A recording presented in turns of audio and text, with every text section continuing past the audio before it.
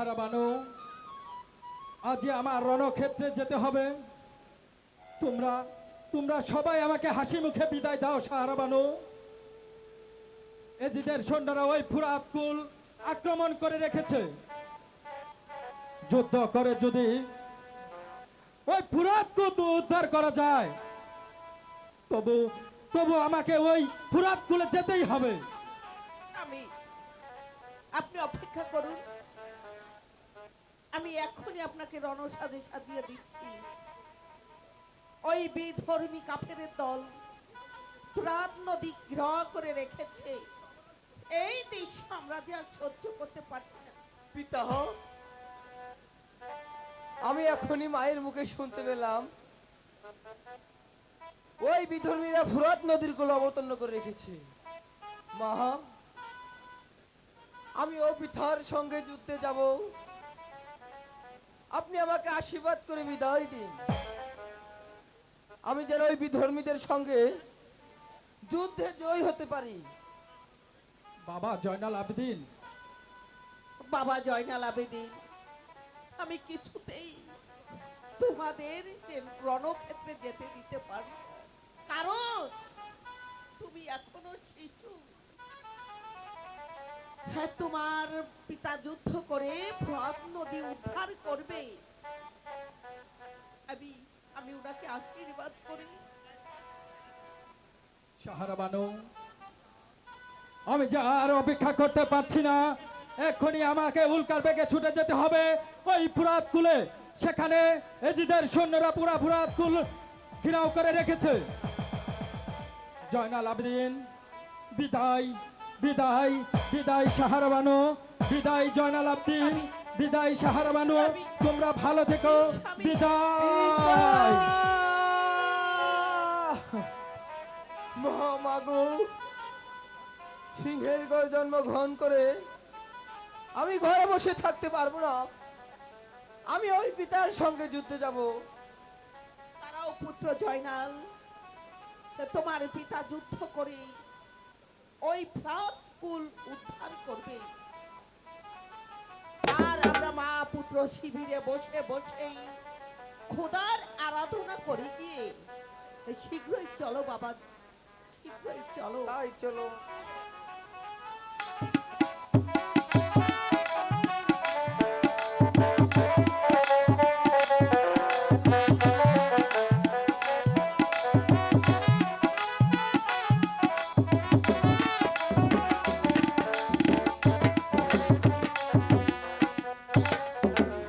কোথায় কোথায় ওই কাফেরের দল?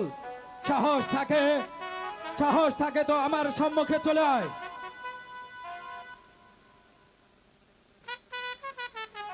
ওরে ওরে কাফেরের দল, এজিদ কোথায়? এই এই হুসেন শাহর সৈন্যে সামান্য সৈনিক পাঠিয়ে দিয়েছে। হোসেন, আজ তুমি হতো মরবো হতো। তোমার যুদ্ধ করার মতো ক্ষমতা তোমার নেই। তুমি ঘরে ফিরে যাও। ঘরে ফিরে গিয়ে তোমার প্রাণটা বাঁচাও। ওরে বিধর্মী কাফের, বিনয়ের কথা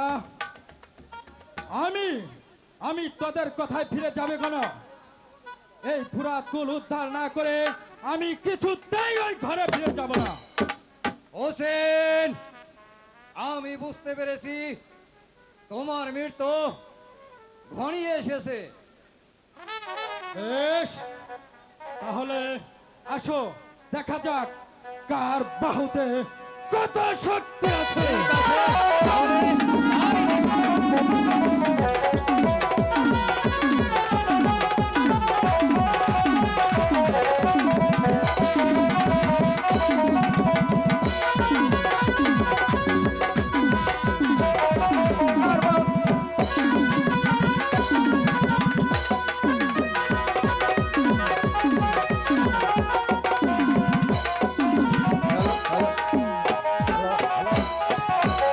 জয়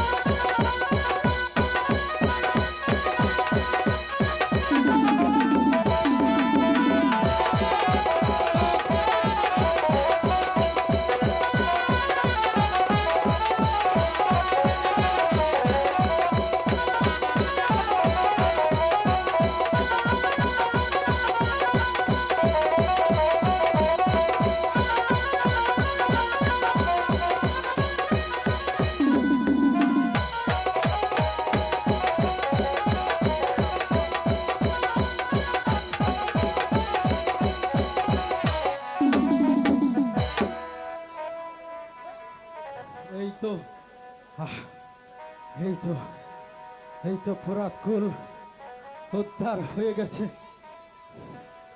আহ, এবার এবার আমি এবার আমি তৃপ্তি ভরে পানি খাবো। এজিদের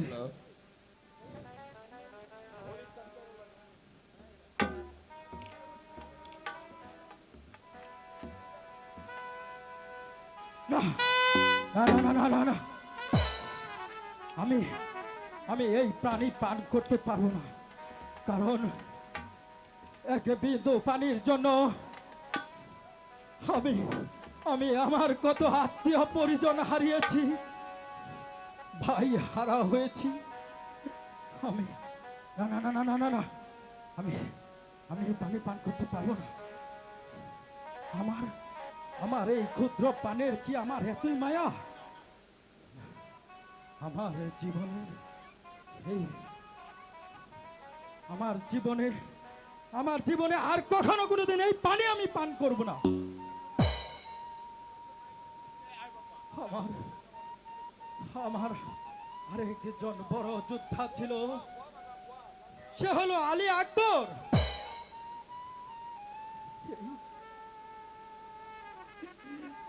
এই এক ফোঁটা পানির জন্য সেও আমার জিহ্বা পর্যন্ত চুষেছিল। শুধুমাত্র এক ফোঁটা পানির জন্য আমি আমি আমি আমার ভাতিস পুত্র আবুল কাসিমকে হারিয়েছি। হে করুণাময় খোদা, ইমাম বংশের উপর তুমি এত বিমুখ হলে কেন? হে খোদা,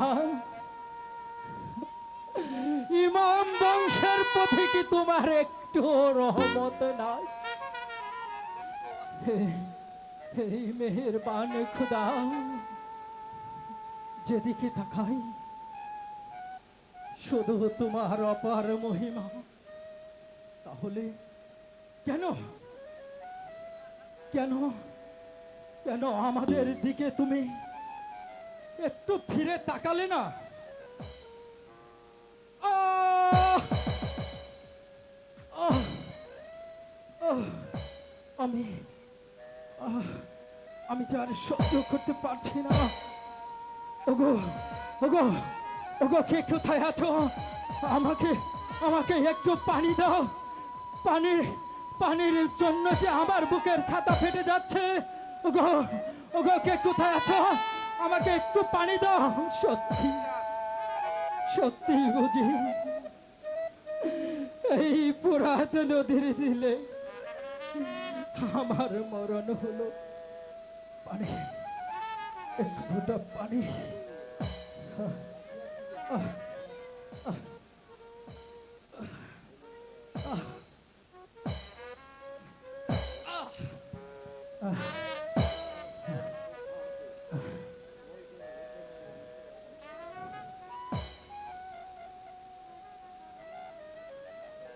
জিহাদ, আমি সরেছি, তবে কেউ সাহসী। ওই যে হোসেন মৃত অবস্থায় পড়ে রয়েছে, ওদের মাথাটাকে এক কোপে কেটে আনতে পারবে? না সীমার, এ কাজ আমি করতে পারবো না, কারণ হোসেন যদি একবার জাগান না পায় আর রক্ষা নেই। আমি পারবো না, আমি চলে যাচ্ছি। ভাই অলিদ, তোমার অভিপ্রায় কি? তুমি কি হোসেনের মাথাটা এক কোপে কেটে আনতে পারবে? না ভাই সীমার, আমি হই হোসেনের বিরুদ্ধে সারা জীবন যা করেছি তারই হিসাবে আমি দিতে পারবো না। তুমি আমাকে মার্জনা করো, লোভের বশিত পড়ে আমি এ কাজ করিতে পারবো না।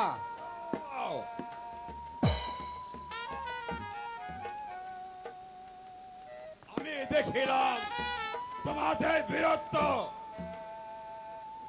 পুরুষের মতো সবাই এখান থেকে পালিয়ে গেল। আমি বুঝতে পেরেছি এই কাজ আমাকে করতে হবে।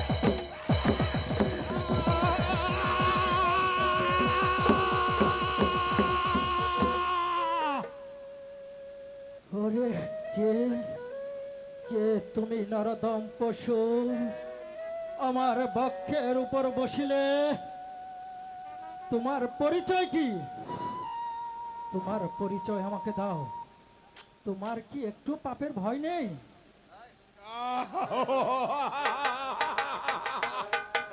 পাপ কাকে বলে? এই সীমার মাহাতো জানে না।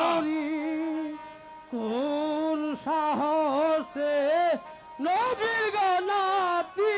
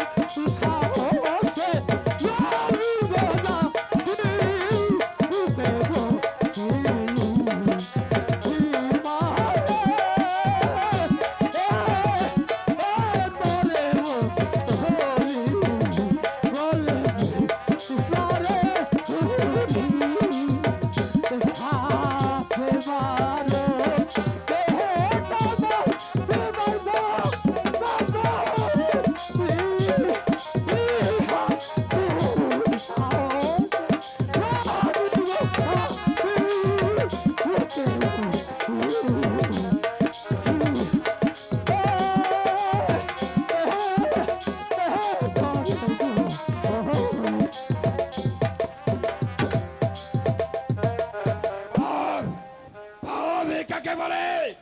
রবি সীমার তা কখনো জানে না। পাপ বলতে এই পৃথিবীতে নেই। যারে মাথা কাটলে পাবো লক্ষ লক্ষ ছত্র মুদ্রা পুরস্কার।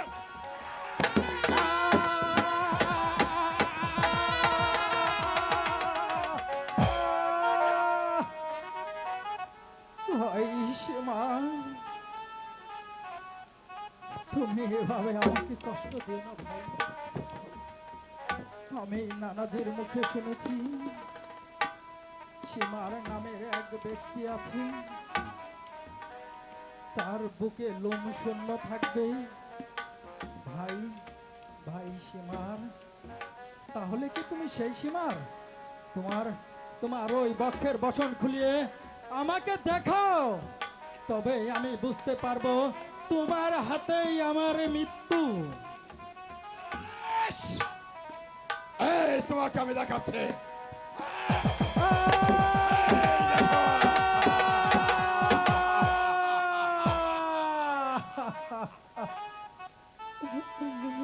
ভাই সীমার, আমারও আমারও তুমি অস্ত্র চালাও ভাই। অবশ্যই অবশ্যই তুমি আমার মাথা কাটতে পারবে। আমি আমি প্রতিজ্ঞা করে বলছি ভাই, আমাকে আমাকে আর এভাবে কষ্ট দিও না ভাই।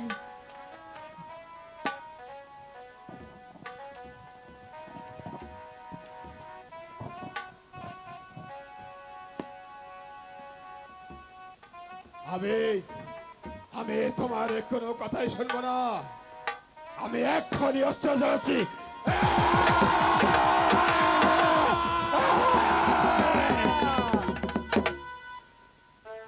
কি? আমি যখন খড়গ চালাচ্ছিলাম তবু তো হোসেনকে আমি আমি শিরচ্ছেদ করতে পারলাম না, তবে কি শোনো ভাই সীমা, আমার কথা শুনলে তোমার ওই লাভ হবে। আমি ওই ধর্মকে প্রতিজ্ঞা করে বলছি, আমার মৃত্যুর পরে পরকালে আমি তোমাকে মুক্ত করে দেব। আমি যদি কোনোদিন বেহেশতে যেতে পারি, আমি তোমাকে বেহেশতে না নিয়ে আমি বেহেশতে যাব না। শোনো ভাই সীমা, সত্যি যদি আমাকে হত্যা করো, তুমি তুমি আমাকে একটু সময় দাও, আমি শেষবারের মতো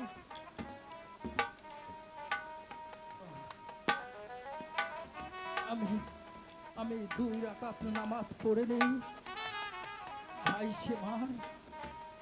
ঠিক আছে, তারপরে আমি তোমাকে আমার মৃত্যুর কথা জানিয়ে দিব। কোনো বিধর্মীর অস্ত্র ধারা আমার মৃত্যু হবে না। ঠিক আছে, আমাকে আমাকে আমাকে তাড়াতাড়ি করে বলবে। আমাকে 2 রাকাত নামাজ পড়ার সুযোগ দাও ভাই। বেশ, আমি তোমাকে 2 রাকাত নফল নামাজ পড়ার সময় দিলাম।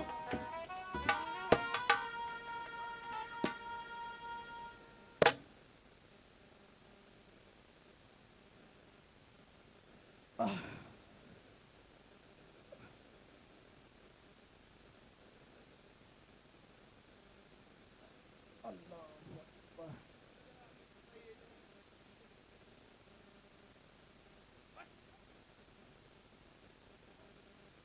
আল্লাহ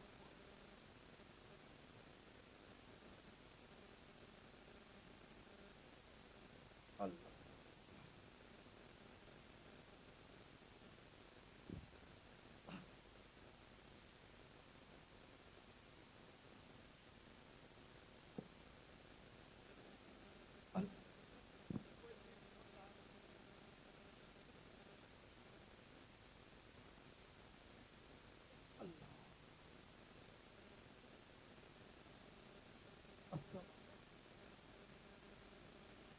আসসালামু আলাইকুম। পরম করুণাময় মেহেরবান খোদা,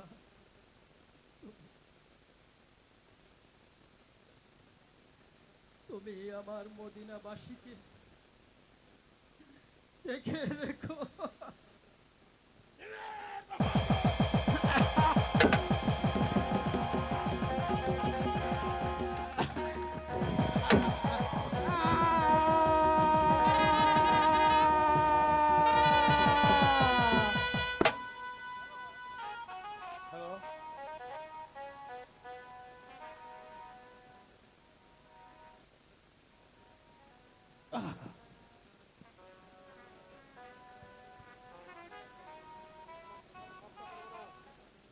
আমি তোমাকে কারবালার প্রান্তরে নিয়ে ওখানেই হত্যা করব। তাই তাই নিয়ে চলো সীমা।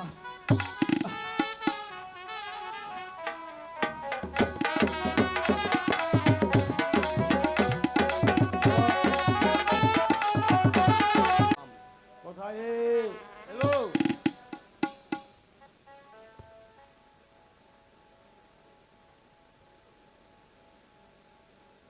হ্যালো,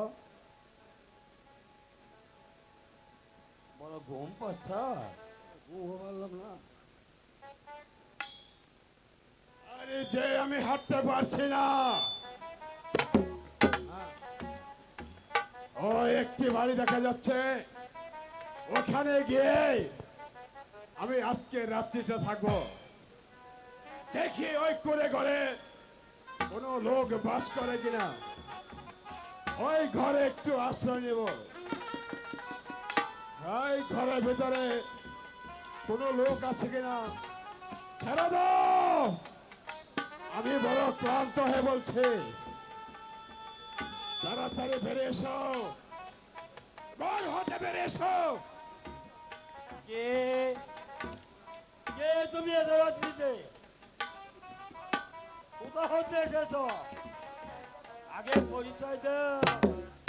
পরিচয় না দিলে তাহলে এখান থেকে চলে যেতে হবে। আমাকে তুমি চিনতে পারছো না বামন? আমার পরিচয় দিচ্ছি। আমার নাম শুনলে ভয় পাবে না কিন্তু। হ্যাঁ, আমরা ভয় পাবো কিসের জন্য? আমার নাম হচ্ছে শ্যামারে বাহাদুর। কালীর বাসা রাত্রে আমার দ্বারে।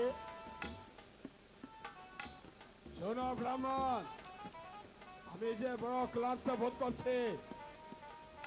আমার হাতে এই যে দেখতে পাচ্ছ মদিনার সেই ইমাম হাসানের মুন্ড। ভয় পেও না, আমি যে খুব ক্লান্ত বোধ করছি।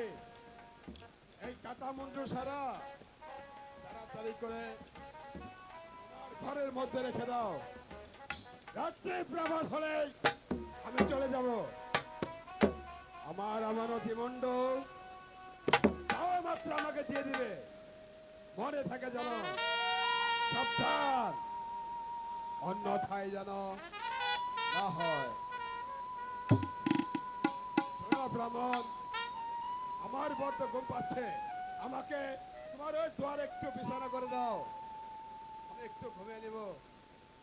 রাত্রি ভোর হলে চলে যাব।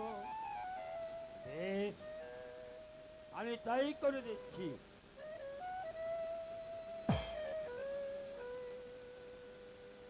শোনো ব্রাহ্মণী, আমি স্বপ্নের মাঝে যা দেখতে পেলাম, এবার তোমায় বলি। এই কাঁটা মুন্ডুতে বলছে ওই সীমারের হাতে হতে যদি রক্ষা করতে পারি তাহলে আমি ওই স্বর্গবাসী হতে পারবো। আমি সেই মদিনার হোসেন। আমরা যাতে হিন্দু,